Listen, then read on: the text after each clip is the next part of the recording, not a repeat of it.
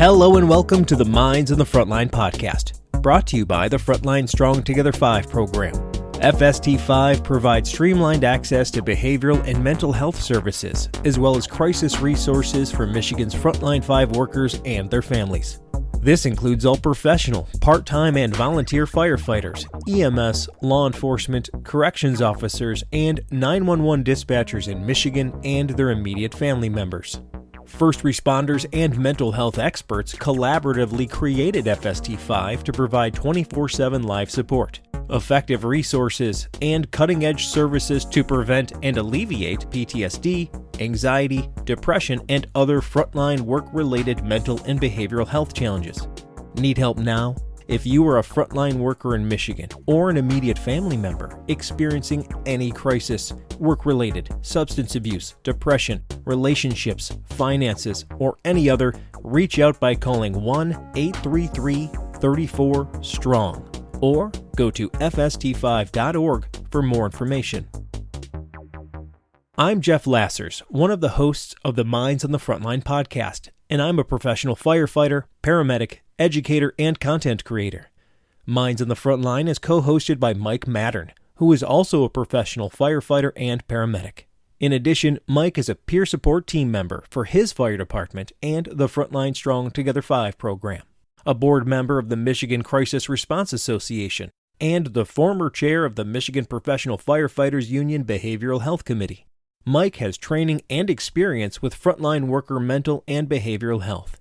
On the other hand, I do not. My role is to produce the show, whereas Mike is our resident subject matter expert. Together, we hope to inform, educate, and entertain frontline workers, their families, and the public regarding the realities of frontline work-related mental and behavioral health challenges. In this episode, we welcome back Manisha Leary, the FST5 Program Manager and a clinical therapist specializing in trauma. September is Suicide Prevention Month. To honor this important focus, the Minds on the Frontline podcast is dedicating episodes to addressing the urgent issue of suicide among frontline workers.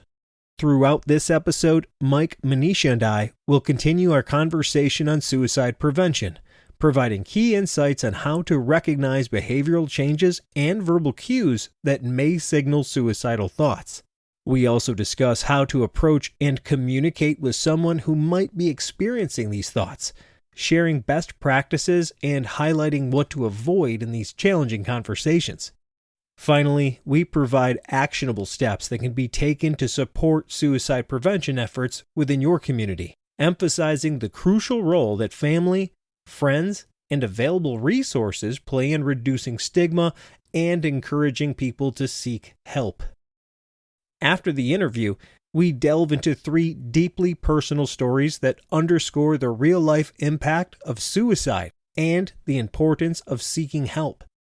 Each story serves as a powerful emotional wrap-up to the episode, highlighting the urgency of addressing suicide within our communities. First, we hear from Christy Burris, a retired 911 dispatcher who bravely shares her journey from suicidal ideation to finding hope through therapy and peer support. Christy's journey emphasizes the critical importance of reaching out and the transformative power of the right help at the right time. Next, Officer Steve Dlazinski recounts the devastating loss of his best friend and fellow officer to suicide.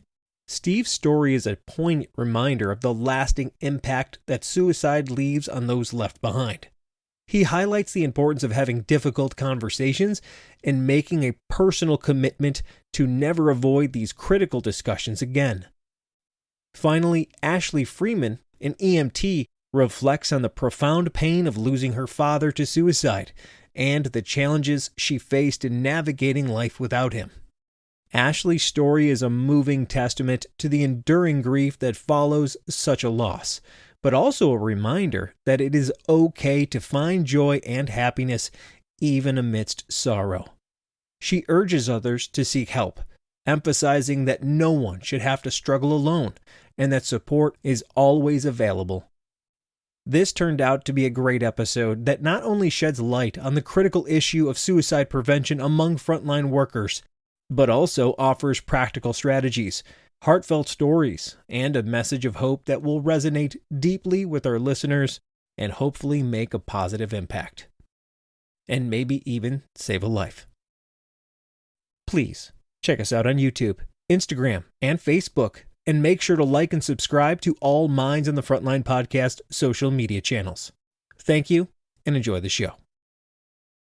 Mike and Manisha, welcome back to the Minds of the Frontline studio. What's going on, Jeff? Oh, not much. Hey, guys. Manisha's back. I'm back. First time in the studio. Back. Yes. She had, Wayne State and Frontline Strong pick up the bill. She might as well come see it. Yeah, come sit at the table and look at it. Absolutely. Enjoy it. It's amazing. You guys rocked it out in here. Yeah, we love it in here. It's got good vibes. We thank you and Frontline Strong and Wayne State for having all this. Yeah, for those of you who don't know, we're at the Tolan Park Medical Building, and here there's the behavioral sciences, essentially. Manisha, what do they do in this building? We do a little bit of everything. So this is Tolan Park is kind of like our brain hub center. So this is all the things where we do the neurosciences, how medications, different therapeutic treatments, and cognitive therapy. So again, talk therapy and things like that. So we analyze all of that here. We talk about how it works.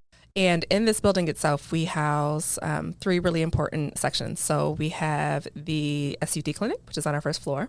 That helps Substance use disorder. Yeah. For those who don't know SUD. Yes. They're not on the inside. You guys know that I'm like an acronym. No, we got you. No, we're in your building. That's kind kind of what you do here. So substance use disorder. Yep. That's where all things when people are struggling with self-medication and things like that, they handle it on the first floor. On our third floor, we have our clinical therapy clinic there. So we do all things with EMDR, neurofeedback, and these are all treatments for anxiety, depression, PTSD, psychosis, having delusions, all kinds of things. We cover all mental health diagnoses and disorders in that clinic there. And we do a lot of research in that clinic as well. So then on our fourth floor, we have a clinic where we help people with their kind of physical health concerns. We address AIDS and HIV patients there, patients who don't often get a chance to go to their primary care doctors or don't have it or don't have insurance to go there. So we actually have an internal medicine clinic here as well. So that's awesome. And then on our fifth floor is all things, everything research. Anything that we need to get into pilot projects or studies on to see if the treatments that we're currently doing can either, one, be improved, or if there's any other new treatments that we need to be on the leading cause of. So, and when you say we, Wayne State. Yes. So when I say I am, it hurts me to say this sometimes because I bleed blue, but I am a Wayne Stater. Yes. So Wayne State is what I talk about. When I say we, I'm talking about Wayne State University and Wayne Health together. We come together in this Tolan Park building, both entities, to cover all things. And it was this department, this section of the university in Wayne Health, yes, that was able to get the grant for Frontline Strong, yes, to service the data for what treatments and access to all sorts of behavioral health stuff. Mm-hmm. And so Frontline Strong came together. Everybody knows about it now. And one of the big things that we're really pushing is the suicide hotline, as well as the phone number for FST5 for anything, which really goes to the same call hub. Yes. When you need help, you call it, right? Mm-hmm. So you've put a lot of work into this, obviously. Before I even got here and started helping you out with the podcast, you guys already had a foundation. You guys had it rolling. I'm just here making fun of YouTube videos and doing fun stuff with you guys. So what motivated you to put all that work into this? Okay, so the motivation mostly comes from kind of the reason why we do the things that we do here in this building itself is our goal is to improve the lives of others. And when it comes to Frontline Strong, our goal ultimately is to help those who help us. That's the bare basis of what we need to do. Once we started this, I think people have heard the kind of the history with Frontline Strong, but once we got into this, we didn't come in as clinicians who thought we knew everything. We had to come in and learn about the 5 disciplines that we work with the first responders that we work with. And so from that, we've learned a lot in these last couple of years, and we have taken what we've learned and put it into a method that works, a way to provide resources, provide treatment, provide access to resources and treatment, and we're offering it into the entire state of Michigan. Our goal is to make sure that we have a healthy state. Awesome. Yeah. Mike, same question, and everybody kind of knows that, but I want to break it up a little bit more for you. Not only what motivates you to help first responders with mental and behavioral health from the whole spectrum, from just like very minor anxiety to crippling depression, PTSD. What motivates you there? And then also our topic today, what motivates you to really help people to prevent suicides? Well, I think it goes back to just personal experience. Being a first responder, I had my issues years ago where I had nowhere to turn to. And it was, you were kind of left on your own to your own devices, and there was no peer support. There was no clinicians. There were no anything. They gave you an EAP card and kind of sent you on your way. And, you know, that sent me down a pretty dark path that I went down. And, you know, I remember at one point sitting there feeling like there was nobody I could talk to. There was nobody, you felt very alone. And I remember when I went to go talk to my therapist, one of the times she said, well, you know, do they have anything where you can talk to other firefighters? And I started laughing at her, actually. I said, no, absolutely not. And she goes, well, why don't you start one? And I remember sitting there, I'm like, and I told her, I go, it will never work. It'll never work. We'll get laughed out of the building. And the more and more I thought about it, it was like typical first responders. We see a problem, we fix it. That's really how I got into it, was being on the other side of it and realizing that lonely feeling where you think you're the only one. And with conversations with other first responders, I learned that, wow, like they're feeling the same way I'm feeling. And that was my first introduction to peer support, when there really wasn't any peer support. And someone did it for me. And so that was my motivation, was to make sure nobody ever felt like they didn't have somebody to talk to. That's how I really got into the peer support realm. And even when it got into the suicide portion of it, you remember where you came from and those feelings that you had. That's what I never want somebody else to feel. So that's really my motivation, not only for doing the peer support stuff, but also working with Frontline Strong and doing the programs here and doing the podcast, is that I've been in that spot where you feel alone. You're down in that hole and you're like, no one gives a shit about me. And you think something's wrong with you. And that's what my motivation was to never have somebody feel that way. Being there, feeling those feelings, being in that position, that's the motivation every day to pick up the phone and talk to people, come in here and do the podcast, put on classes, you name it. That's the motivation, is to make sure when I walk away from this years from now, we now have something better than how I started. You know, you leave it better than how you found it.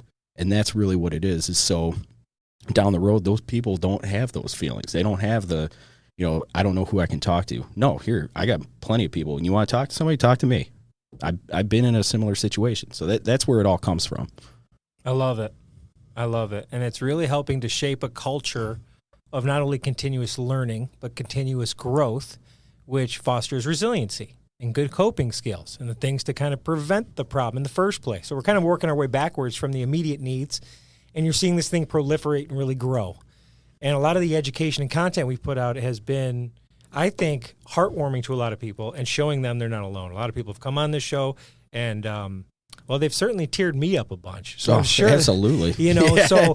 Oh, yeah. That's why we got our Kleenex right here. Right. This is our official box Yes. of Kleenex now. Yes. Yeah, I think it's really important that we continue to foster this culture and to make it okay for everybody. And I think this group's become a really good ambassadors for that message. And I'm not talking about just the three people sitting here. There's so many people involved in FST5 that are making sure resources are getting to our frontline workers and getting to their family members that need it. So thank you guys for all the hard work. It's not just us, like you said. It's a huge team. Yeah, think of the team that's listening right now. You might see the three of us doing this and talking all the time, but the team of people that are behind it, I mean, it's immense. Yeah, I couldn't be more thankful for you guys and all the work that you do. Our entire FST5 team is amazing, but we're only as good as the people that we work with. So it's actually really kudos to the first responders in the state of Michigan. Heck yeah. So the topic today is suicide prevention. We all know that it happens.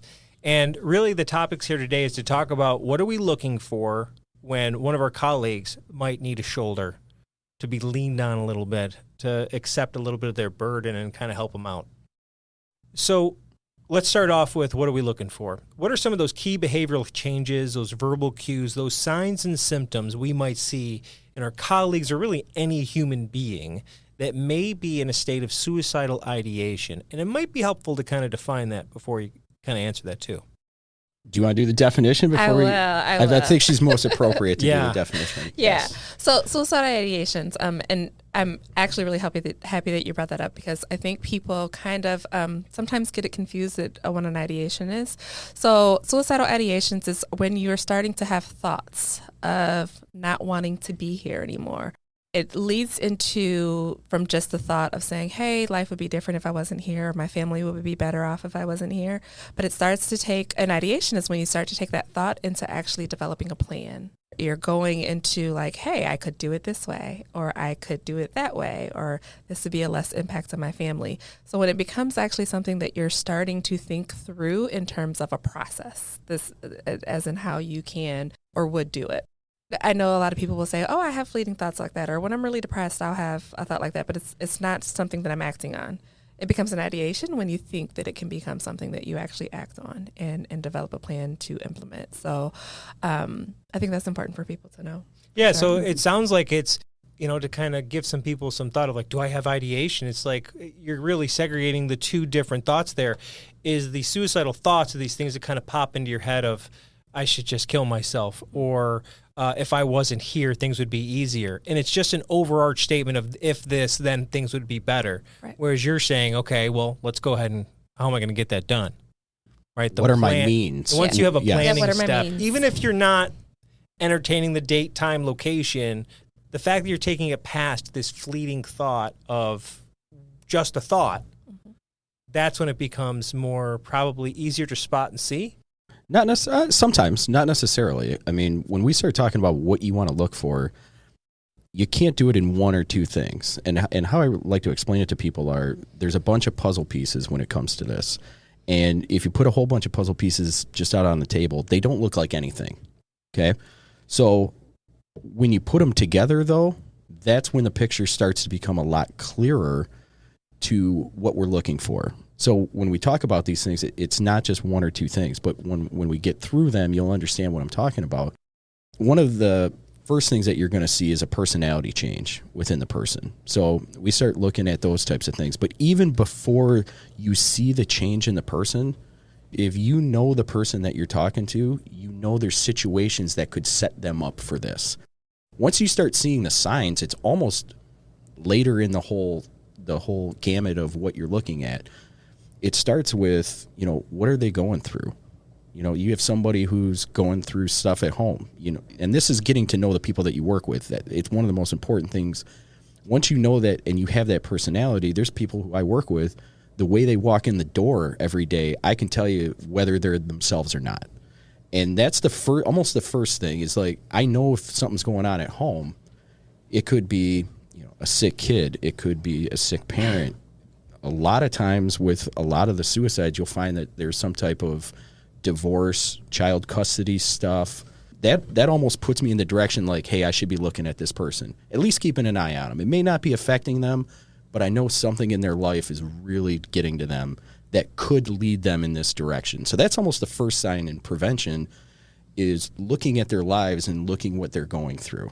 Now, if they don't talk to you about it and they don't want to talk, or you don't see it, then that portion's out. But that's getting that interpersonal relationship with the people around you and your coworkers that really is the first step in the prevention portion, is seeing those changes at home, or there's life events that are going on. Something that's a catalyst to not only where we go from the thought, this is the catalyst to now go to, well, how am I going to accomplish it? Which is where we get into the suicidal ideation portion of it. Now, once you start seeing signs, and if you really think about it, it's easy to hide it at work. We can all go 24 hours and put a smile on our face. And so if you're starting to see these signs at work, it's already later down the road, because they're gonna hide it as much as possible before they show it at work. You never show any weakness at work. So one of the first signs that I talked about was that change in personality. And it could be something as small as, the person who gets their $6 worth of food at lunch and dinner. We all know who they are. all of a sudden they pull up and they got a small plate of food and they're just eating a little bit. And you're kind of looking like, what's going on there? That's not like you, because we all have routines, and working closely to each other with, doesn't matter where you're at, dispatch center, police car, an ambulance, firehouse, at the corrections facility. Everybody's got a routine. You get to know everybody's routine. You can't hide your tells. You can't hide your tells. You know what I mean? So like, if you normally do something every day and I notice that you're not doing that, that's a change in your personality. That, for me now, triggers me to go talk to that person. Like, hey, what's going on? I notice, you're not invading them. You're just literally checking in. It could be nothing. They could literally just not feel good. It could not feel good. They might have had a sick kid who was up all night last night, whatever it might be. But the change, that change in personality and that change in routine automatically triggers me to go talk to them, because I know something isn't right. Right. So the first thing is knowing your colleagues. Yes. The second is when you know something's wrong, a little nudge. And sometimes, like, you might have broken up with a significant other.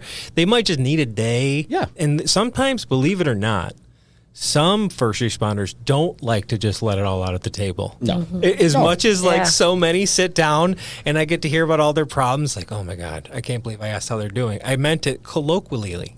Yes. How you doing? Oh, geez, here we go. Absolutely.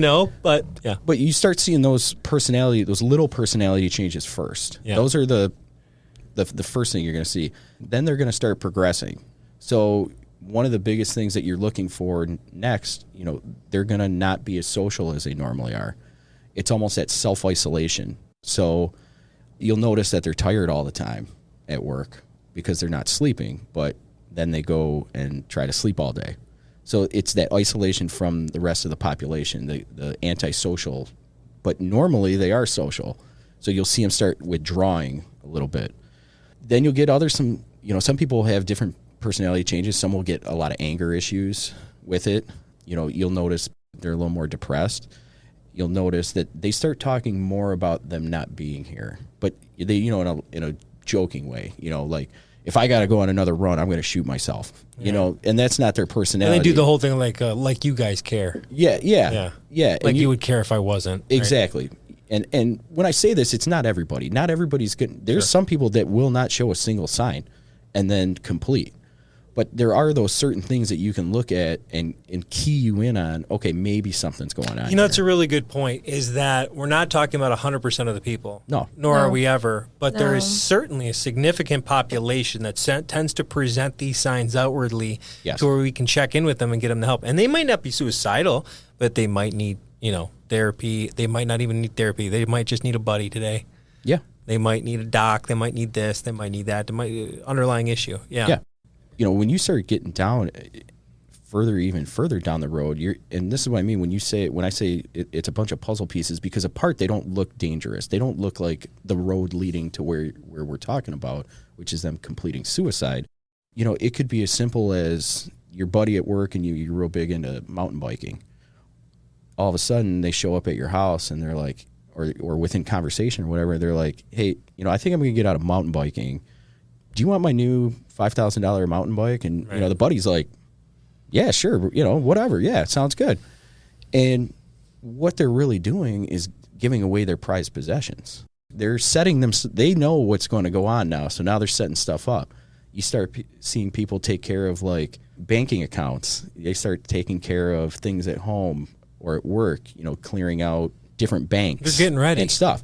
But literally tying up loose ends. But how many times have we seen people at work who are like, hey, I'm taking a little something out of the retirement thing because I want to get a new motorcycle? Oh, yeah. You know what I'm saying? So wouldn't think twice about that. Apart, they don't look like anything. Right. Like, hey, I'm withdrawing X amount of dollars from my retirement. Well, that's maybe something the family would notice, maybe. Yes. I mean, a family member that you have access to those accounts. Yes, but if and how I put this together is we got that piece, and now let's backtrack it.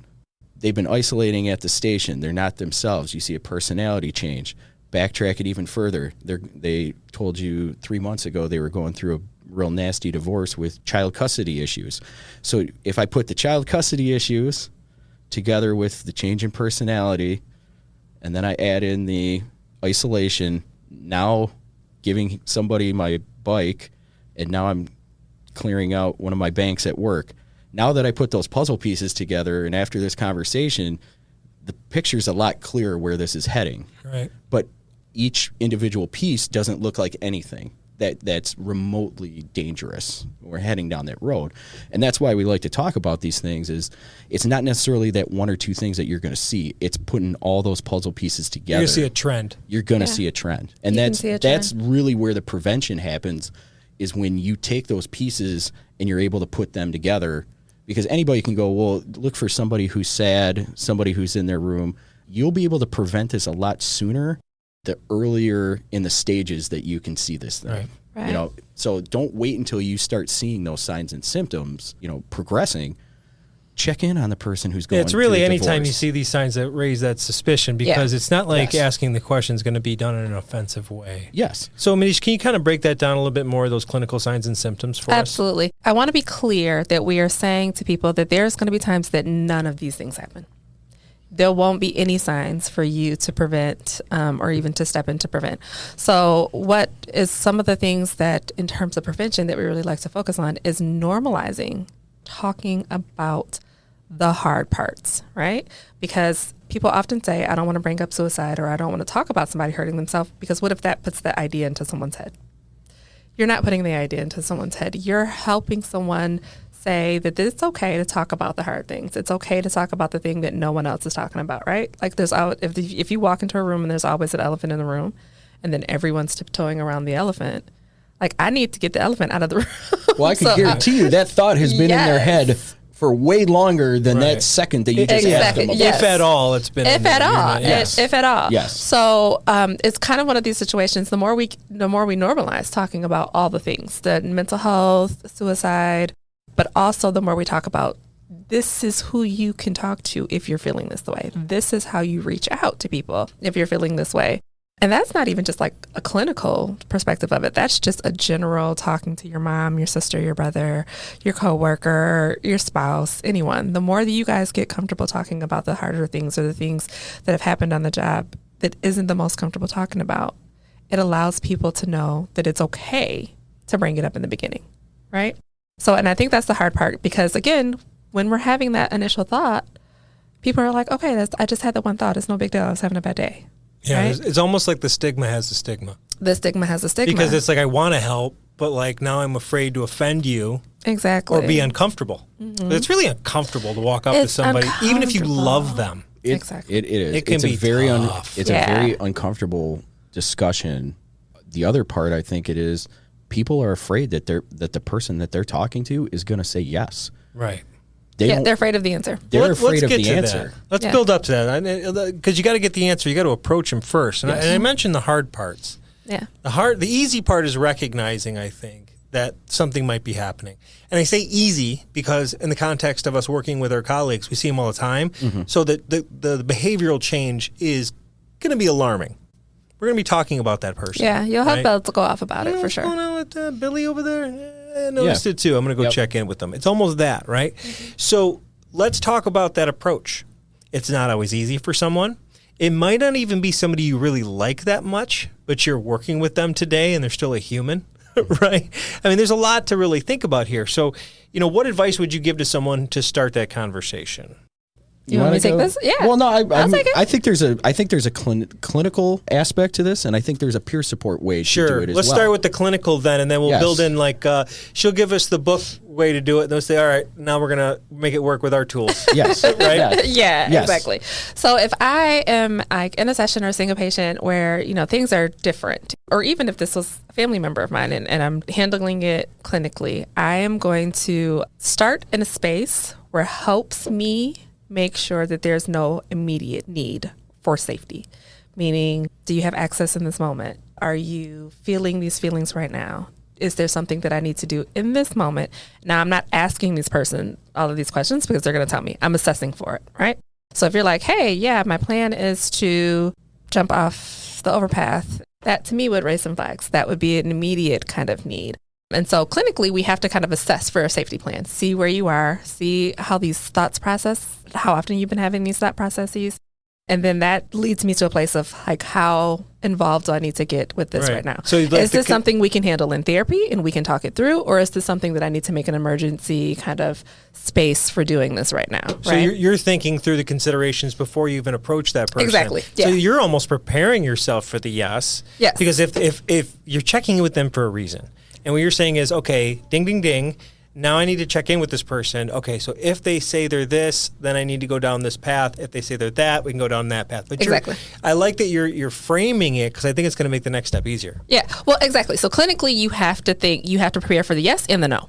Right. And you have to know where approach somebody. If you're gonna approach somebody and you have these thoughts, like you're noticing all the signs. The person is changing, things are different, their responses to you have been different. And I know Mike was talking about like the person may isolate and depress and be more depressed and things like that. It could be the opposite side of that too. A person can be super happy, super energetic, and doing all of compensating.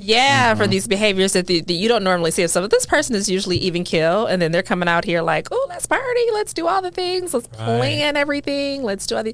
That's a red flag as well. So is the big red flag the change in personality? The change. Yes, the change, right? And so again, sometimes you'll see this change in some people, and sometimes it'll be so subtle that you can't see it. But clinically, our goal is to be prepared for the uncomfortable. And that's the yes or the no, right? And having a path to go down each one of those things. But you cannot avoid the uncomfortable space. You have to go into the uncomfortable space. Yeah. And I want to remind people, I know that people often hear like, you don't want to be uncomfortable. We can't be uncomfortable in our jobs. That can cause chaos. That can cause us to make mistakes, do all these other things. When we're talking about mental health, the uncomfortable space is where change happens. The uncomfortable space is where we save lives. It's the place where people recognize that there's something wrong. It's the place where people understand that asking for help is okay, and sometimes it's the only place that they recognize that they need to ask for help. Yes, it may be uncomfortable. Yes, you may feel some sort of way about it, but it literally could be the place where you save someone. So leading into that uncomfortable space is what you want to do when you're thinking someone may be having suicidal thoughts or actually has a plan. So it sounds like rule 1, be aware of what the behavioral changes are. Number 2, when I make this attempt, am I the right person? Somebody's got to be notified, whatever, at least to check in with this person. Whether it's, hey, Mike, go talk to Steve over there, or maybe it's me. Yeah. And then be prepared for the spectrum of answers that might come out. Don't just ask because you said, oh, I feel better, and he's going to say fine because everybody just says fine. Exactly. You got to be prepared to kind of have that conversation. Yeah. Okay, so from your side, the clinical side is you got to be prepared. You got to be prepared. And know what you're looking for and be prepared for it. And you got to lean into the uncomfortable feelings. Yeah. And I know that I'm saying this in a space that I'm equipped with tools that everyone is not equipped with. Right. So my training and my years of experience puts me in a place to be able to do that. So I know that I think from a different lens than most people do, which is why it's important for us to have the peer aspect of it, because peers are not thinking in a clinical space. Right. But you're at least giving our peers that sense so that maybe guys like Mike can arm guys like me to be prepared for those answers. Because that's where I kind of, as a person who's not trained, and everybody who listens to this on a regular realizes that I'm not a peer in my department nor for FST5. I'm a social media, digital editing, BDD guy. Mike's the peer supporter, right? So he's the one that I would getting look good to. At it. Give yourself some credit. I spent enough time with you and editing enough videos. I want to learn something, right? If I work for Richard or Attenborough, I know all about animals. There you go. But in the same context, guys like me rely on guys like you to train me to do these things. Because if nobody's talking to me about it, it's going to be real hard for me to even drum up the courage to have the real bad conversation. If I know you're just having a hard time and you got a breakup or something going on, it's like that common, easy, I know you're not actually depressed, but it is really intimidating to think about having to talk to somebody who might actually be in one of the worst places you could imagine. Absolutely. And one thing I'll have to say is having those conversations about just checking in with somebody makes the hard conversations easy because you get practice at it. But if you're the person who's suicidal and I've checked in with you once or twice already, this conversation is a brand new conversation. I've talked to you once or twice and checked in on you to see how you're doing. So take the time to ask about the little stuff. So when it comes to the big stuff, it's not foreign to you, number one. Number two, it is uncomfortable. I don't care how many times, I mean, I'm not saying I've done hundreds of them, but every time that I do them, it's still as uncomfortable as it is the first time. Even knowing what I'm going to say and how I'm going to talk to somebody and things like that. I mean, I've literally talked to a person who was sitting there with a gun in their lap drinking on the phone. It's not even a face-to-face. Another time, somebody was standing on the side of a bridge. It's scary. I don't care who you are. Even as a clinician, it's something scary. But you have to, how we approach it, or how I approach it, is just how we approach the small conversations. Hey, Jeff, I'm kind of seeing a couple of these things here, man. Something's going on, man. And inevitably, they'll give you the, nah, I'm all right. And at some point, I look at him, I'm like, I know you're not all right. It's okay to talk about it. I'm seeing this. This isn't like you. I know you got this going on. It's okay to talk about it. You know, it's one of those things. And eventually you have to ask them that hard question. And it's not, you know. What's the question? The question is, do you want to commit suicide? And say it that bluntly. I mean, it's not, are you thinking of harming yourself? It's not anything where we sugarcoat it. You go directly at it. But I don't start with that, though. If I walk up to you and say, Jeff, do you want to kill yourself? No.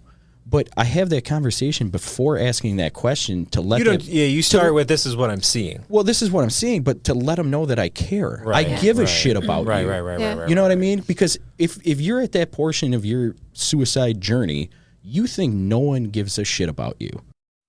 If I talk to you for a couple minutes and I say, hey, man, I've noticed this, this is really concerning me.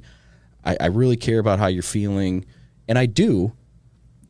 Wow, somebody actually gives a shit about me. I'm not just coming at you with, do you want to kill yourself? Right. I want to let you know I'm invested in you, right? Because I am. I'm invested that you're here tomorrow. And once it gets to a point where I start talking, then I'll ask. People will take it as an abrasive question, one way or the other.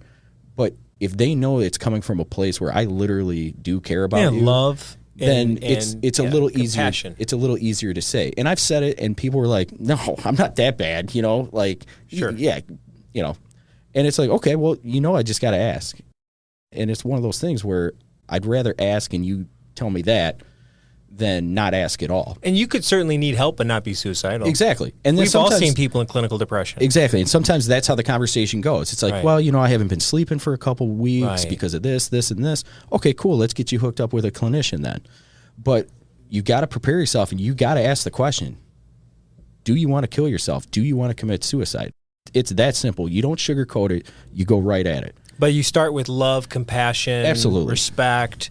You open up, hey dog, I notice you're doing this. You're setting the stage of, I'm not just here because somebody told me. Yes. Here's what I saw. Are you okay? Is maybe an easier thing to ask right away. Yes. And then as you talk more, hey, you're telling me X, Y, and Z. Are you suicidal? Yes. Because it's hard for me to go, so are you suicidal? But I think I could lead up to that. I think I could lead up with, like, how are you feeling? So do you want to maybe, you know, because it's not going to come out as, no. I'm going to try to say it all like, are you suicidal? Like I'm some professional, but like, it's never going to come out that way. No. Yeah. I'm a human talking to somebody who might say yes. And even on the clinical side, we're not leading with that. We're letting them know these are the things, right? These are the things. And so you want someone to be comfortable enough to do that because it's such an uncomfortable question that people are automatically defensive. And I think when you're doing like peer support, you get two different sides of it. You either know the person or you don't. Yeah. Like you either have a very personal relationship with somebody or you don't. And how you talk to each of those groups is actually a little different sometimes. You know, there's times where I've pushed on the side where, you know, we have a personal relationship and I know things are going on with you and you're like, I'm fine. There might be times where I'm like, listen, man, don't bullshit me. Yeah. You know what I mean? Like, I'm seeing these things. But you have a pattern with that person, a history. You might have known them 15 years. Yes. Yeah. It's just a different way of talking to each other. And that's where the peer stuff comes in is you have that, if you have that previous relationship with somebody, it's a lot easier to have the conversation where you can be like, you're not fooling me. Yeah, you can't BS me if I know you're not fooling me, bro. I've known you for 12 years. We've gone on vacation together. And you know what I mean? Yeah. But you know, once you have that conversation, just like Manisha talked about, anytime I have that conversation with somebody, I'm prepared for them to say yes. I'm not scared that they say yes, right? But you got a plan. But I got a plan, because if they say yes, that's their first step in we can do something about this. And to the point Manisha talks about, because I've mentally prepared myself for them saying yes, there's no change in my tone. There's no change in whatever. I've mentally put myself in the position that this person's going to say yes. And my next question is very similar to what Manisha's talking about. Okay, well, how are you going to do it? What's your plan? It isn't, let's go get help. It's, well, because, and the reason I say that is when I ask him, I go, okay, well, what are you going to do? What's your plan?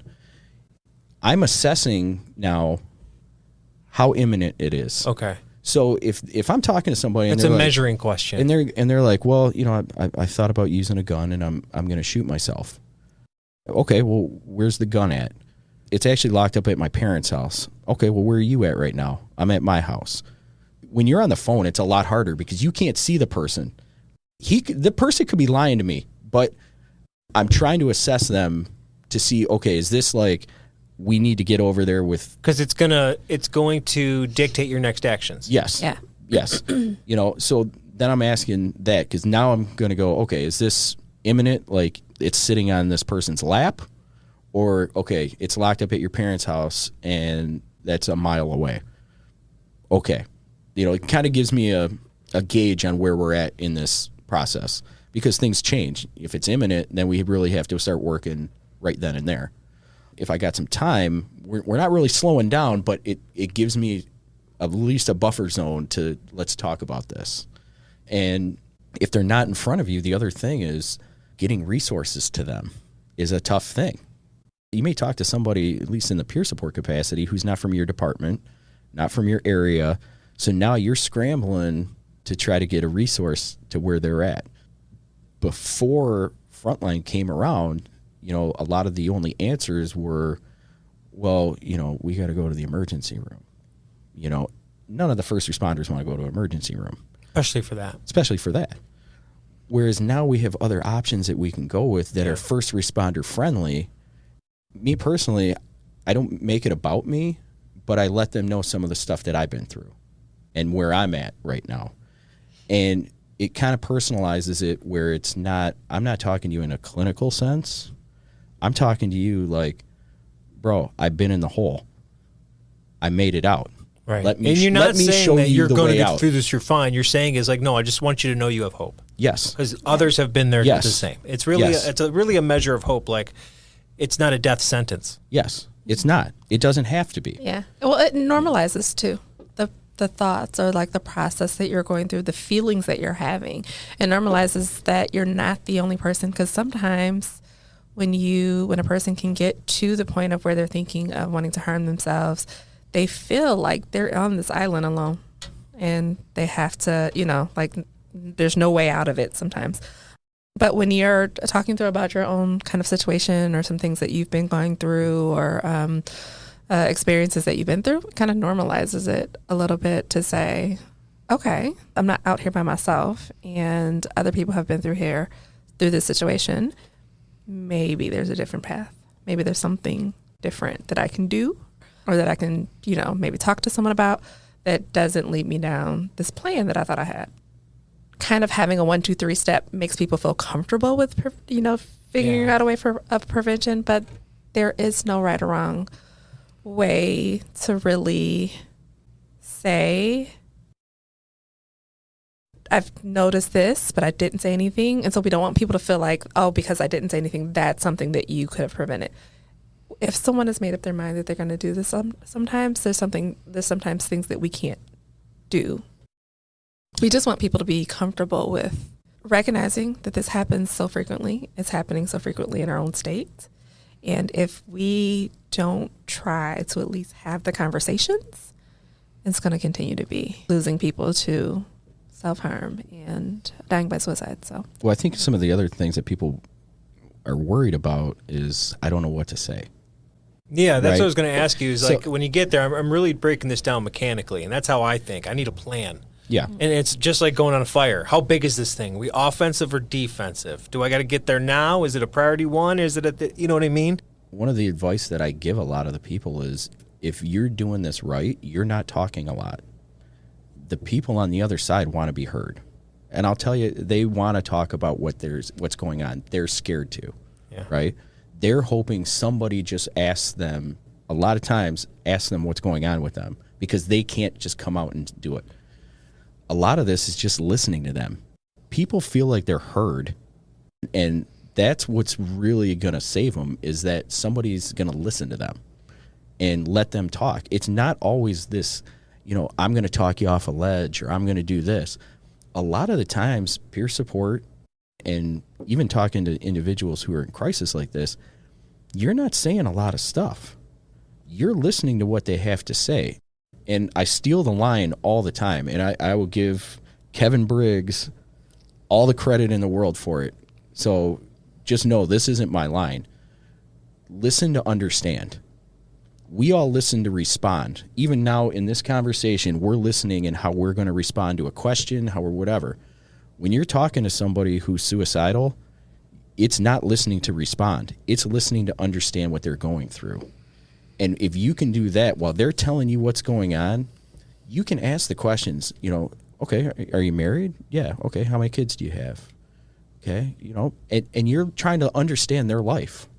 If you listen to understand what they're going through, they feel a lot more comfortable talking to you, and they'll continue to talk to you. And like Manisha said, it's not going to happen every time. Unfortunately, this is not an exact science, and you can talk to somebody for hours and they still go ahead and do it. Right.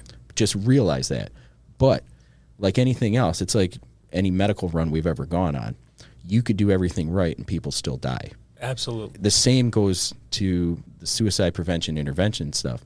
You could have doctorates from every great mental health college in nobody this bats nation. 1,000 in this business. Nobody bats 1,000. Yeah. And so that's where you have to almost prepare yourself for that as well. But what you're doing is giving that person the best shot possible. And that's what I'm hearing is we always want to know, what do I do? Okay, be aware of what your people are like under normal conditions. What are their normal operating mechanisms and processes and how they act. 2, step in when you need to, or have a process to step in, meaning I can call a Mike. It might not be my role. We might have a very good system where Mike's our guy who does this. Great, use Mike. And then the third thing is be prepared for the conversation. Mm-hmm. Now, the final thing I want to talk about in that is they said yes. Now what? Who do I call? What do I do? What is the recommended steps? For us on the peer side, your job, and when I say peer side, I don't mean necessarily peer supporters, because anybody can be a peer in here. This doesn't have to be just a peer support person that does this. Crew member. They're your friend. Higher rank, lower rank, Doesn't same matter. rank. Human to human. We work with the same uniform, yes. All that. When I say peer, I mean it in the most broadest sense possible. In the literal sense. Yes. Okay. In the peer side of things, number one, you let them know that they're not going to do it alone. I'm going to be with you every step of the way here. You and I are locked in now. We are locked in for a lifetime. You're not getting rid of me. Let's find some resources that are available. Now, if you're a peer supporter, you have those resources on hand pretty quickly, right? But if you don't, I'm going to stick with you. We're going to get a hold of our local peer support team, our local clinician, whoever it may be, and I'm going to help you get some resources. But I'm not leaving you until we get some resources. And that's where you look for the resources. You can go to the website, which is www.fst5.org, or you can pick up the phone anywhere in Michigan at any time of day and call 1-833-34-STRONG. And whoever picks up the phone is a first responder. It's not you're not talking to somebody who doesn't know the job that you're doing or the personality that you may have. They're all crisis trained as well. So even if you don't have a friend that says, hey, listen, I'm seeing these things, let's go find some help. If you're sitting there and you're having these thoughts and you're contemplating these things, pick up the phone and call, because there's going to be somebody to talk to who knows your job and is a peer. And they can get you resources. Hey, I live in whatever county. What resources do you have near me? And they're going to rifle off a whole bunch. Hey, I need to talk to a peer. Even if you don't want to talk to a clinician, I need to talk to a peer right now. Who do you have that's close to me? They have those resources. Yeah, you may not want to talk to somebody in your department. Exactly. And that happens a lot of times. Yeah. And so it's the resources are there, right? We can lead everybody to water. We need you to pick up the phone. We need you to drink. Okay. Yeah, we know there's people that need this. Yes, that's what I'm saying. Like we can only do so much.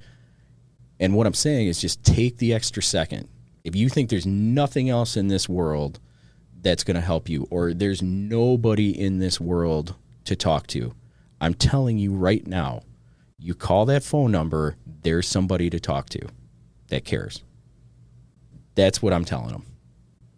Couldn't have said it better myself. I know. Great episode. Mm-hmm. Let's prevent it.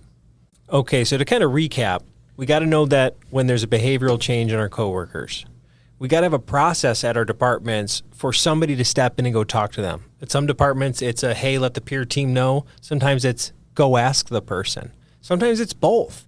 Sometimes it's dependent on the person that you're dealing with or the group you're dealing with. And then we got to be prepared by having a process that we all have access to at our agencies. When somebody says, yeah, I do need help, or yes, I do want to commit suicide. And we need to actually be able to act on that immediately. So it sounds like having a policy or a standard operating guideline at every agency of what do we do and how do we roll this out makes a lot of sense. And at the end of it, it's just about being a friend and a colleague and a human being to connect with people that may need us for any reason. And we're talking about suicide, but they may just have anxiety that's crushing them right now from a family incident or a friend incident or whatever's going on with them. And so I think it's really important for everybody to share stories and show everybody they're not alone by sharing experiences. So as we close to the next section, we're going to really highlight some stories of others that have been affected by suicide, whether it's family member, coworker, and then what to do. So any other closing thoughts on that, guys? Just be a human being. Talk to the people. More than once in my life, I found out way after the fact that a conversation that I thought was a nothing conversation turned out to be the conversation that saved somebody, and I didn't find out till years later. Whenever the opportunity arises, have the conversation, because to you it might be a small conversation. What you don't know is that conversation might be the world to somebody else. We want to be able to, we're not going to prevent everything, but we can reduce the uncomfortable feelings about having this conversation. So have the conversation. Absolutely. Well, no further ado. And now, as we shift focus, let's listen to the personal stories of frontline workers who have been deeply impacted by suicide. These narratives are poignant reminders of why our efforts in prevention and support are so crucial. First, we hear from Christy Burris, a retired 911 dispatcher who bravely shares her journey from suicidal ideation to finding hope through therapy and peer support. Christy's story emphasizes the critical importance of reaching out and the transformative power of the right help at the right time. As a 911 dispatcher, I wanted to be, I had started my career with paramedic firefighting and then went on to dispatch for a multitude of reasons. And one of the things that I was really good at was compartmentalizing, which is good on its surface, but if that's all you do and you don't unload, then it's very bad. I had shoved stuff down, and of course everybody has history from childhood or teenhood or adulthood that follows you into your careers. So I had become so basically dead inside that I really didn't care about anything. And when something else traumatic happened in my life, I felt that I had no way out. It was a heavy, heavy suicide ideations, as in I was very close. I went to a class taught by a frontline instructor, a Dearborn firefighter, that was talking about suicide writ. And the whole class was great. But one of the things that one of the videos said was everybody, all the suicide survivors, when they said, hey, as I stepped off that bridge or pulled that trigger, I realized I didn't want to die, that I had something to live for. That line put me in check. And I was able to go, okay, I can get some light in this darkness.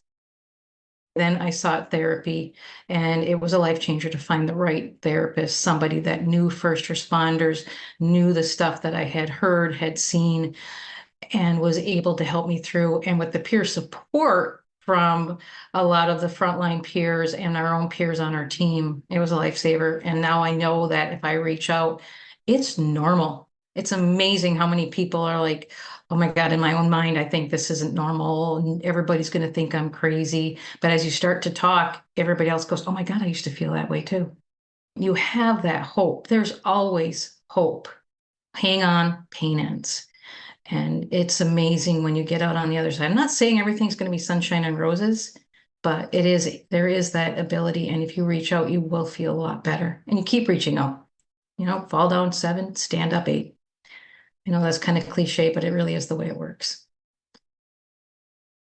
Next, Officer Steve Dlazinski recounts the devastating loss of his best friend and fellow officer to suicide.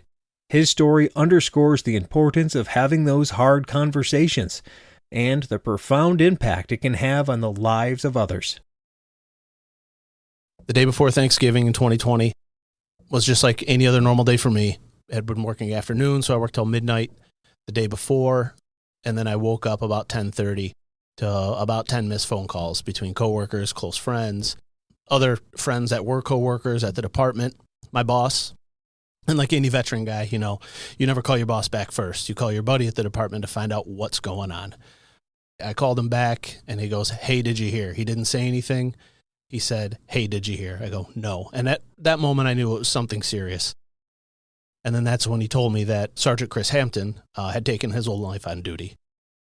Chris was a very close friend of mine. We had ridden together in a car for probably 3 years on midnights, and then we jumped over to a border crime team and had worked the same team for probably another 3 years after that. Super close. I stood in his wedding. He stood in mine. Our kids were born 16 weeks apart. So it was just one of those things where, you don't know a person before the job, but then they become your best friend while you're working. And Chris truly was one of my best friends. The Wednesday morning before Thanksgiving, from my accounts that I had spoken with everybody else, was like any other day. He had come in. He was a sergeant at the time. He addressed his team at roll call, went to the office, typed a few notes on the computer, and then got in his patrol car and left for the day, like nothing was wrong. About 15 minutes later, after he left the station, he had driven down to a parking lot in an abandoned building about a quarter mile west of the police station. On the dashboard of his car, he laid out some personal effects, a suicide letter, and then went underneath the overhang of that abandoned building and took his own life with his service weapon. The impact around the department was definitely shattering, if I could put it into one word. Everybody that knew Chris, every wake, every funeral you go to, you hear, oh, he's such a great guy. But, Chris really lit up that department. He was one of those guys that would always joke, would always have a smile on his face. If you didn't have a smile, he would make sure that he tried to put one on. In this line of work, law enforcement especially, people have egos, people have attitudes and cliques. And it's very hard to make it through a 25-year career without someone not liking you. And I personally don't believe anybody disliked Chris. He was just that type of person. So for that to happen, personally, I took it extremely hard. It took me a long time to get through. I'm not going to say get over, but get through. And to be completely honest, I'm not sure if I'm still completely through it yet. And the department, same thing. A lot of people were affected from, people who knew Chris, worked with Chris, got hired in with Chris, were subordinates to Chris, just to the people that saw him on a day-to-day basis. He really, truly affected everybody. We now have a run in his honor for mental health that we do every October. And I would be very surprised to say, even today, the loss of his life is still felt around that department. Every first responding profession has that stigma of reaching out for help. We always want to help others. You can sit here and preach stigma all day long and how we need to break it. And I think now in 2024, we're doing a pretty good job of at least trying to reach out and let people know that it's okay to not be okay. It's okay to ask for help. But the importance of just knowing that one person, even in a passing conversation, can change the outcome of someone's life if they are going down a path like this is so important. I told myself after Chris died that I would never not have that hard conversation again. Whether I felt it, whether someone addressed me, said, hey, check in on our buddy, check on this guy and this girl on nights. I made sure that I promised myself for Chris that I would never not ask those hard questions. Because just speaking from a police officer's perspective, you chased a bad guy in the alley, you kick in the door on the search warrant. That's light work. That's easy stuff. But really to address your coworkers and your friends that are going through, whether it's a mental health crisis or something personal in their lives, that's the hardest part for us to address as people, because we are type A, because we want to help others, but we don't want to help ourselves sometimes. Finally, Ashley Freeman, an EMT, reflects on the pain of losing her father to suicide. Her heartfelt story is a reminder that while grief is a heavy burden, it is okay to find moments of joy amid the sorrow. Losing a loved one to suicide is a pain that's indescribable. My dad wasn't just a parent to me, he was my best friend. He was my role model, and he was my mentor when I was going to be following in his footsteps and working in EMS. But all of that was shattered when he died. All of the dreams and the plans that we made together were gone. And it left this void that felt impossible to fill. When I lost my dad, I struggled with a lot of emotions. I felt guilt, frustration, anger, and grief. I wondered if there was something that I missed or if there was something that I could have done differently. But the emotion that I felt the most was grief. In that moment, I didn't just lose my dad, but I lost all of the dreams and all of the plans that we had shared together. I had to learn to live without my dad. I had to learn how to navigate life's accomplishments without him. We had plans of me being his partner at work, and we joked about me accidentally calling him dad in front of our patients. But I also had dreams of being able to watch my dad be a grandpa. I had dreams of being able to send my kids to his house and then come home all sugared up and being spoiled by their grandpa and having all these great memories with their grandpa. And I had dreams of watching my dad grow old, and all of that was gone now. I also struggled because I didn't have him to lean on or to talk to as his daughter. When I had a bad day, I don't have my dad who I can just call and talk to. Following in his footsteps, I always thought that after I had a bad call, I'd be able to call him and he would talk me through it. But I don't get that. You know, I still have his number in my phone because it reminds me of him. But at the same time, I know that I can't call it because he's not there to answer it. Each of my accomplishments are kind of bittersweet. There's a part of me that feels like I shouldn't be happy, like I shouldn't be celebrating because he isn't here to share in those moments with me. I got my EMT license and I did it. I followed our plans and our dreams without him, but I felt like I shouldn't celebrate that because he wasn't here to see all of that. The joy I feel is always tinged with some sadness. It's kind of a reminder that he isn't here anymore. He doesn't get to experience all these things with me. With grief, there are good days and there are bad days. On the good days, I can smile at the memories and I can feel proud of everything that I've accomplished, and I can feel joy that he would have felt proud of me and proud to call me his daughter. But on the bad days, it feels like the grief is so fresh that no time has passed, and it feels like I just lost him. I've learned that the pain of losing someone never really goes away. You kind of learn to just live with that pain. But I've also learned that it's okay to feel joy and happiness and pride, even if it is mixed with sadness. I know that I will always have the memories of my dad with me, and those will never go away. I've learned that grief is a journey that has no final destination. But with that, I've learned that I can carry that grief with me while still continuing to move forward. I can use that grief as a wind in the sails to help me move forward instead of an anchor that keeps me stuck where I'm at. I want to urge anyone who's struggling to reach out for help. You're not alone. There's always somebody to talk to. Our crisis line is there 24/7. They understand what we're going through as first responders. And knowing that you're not alone and there's others out there who are struggling too and who are there to help you will make you want to reach out.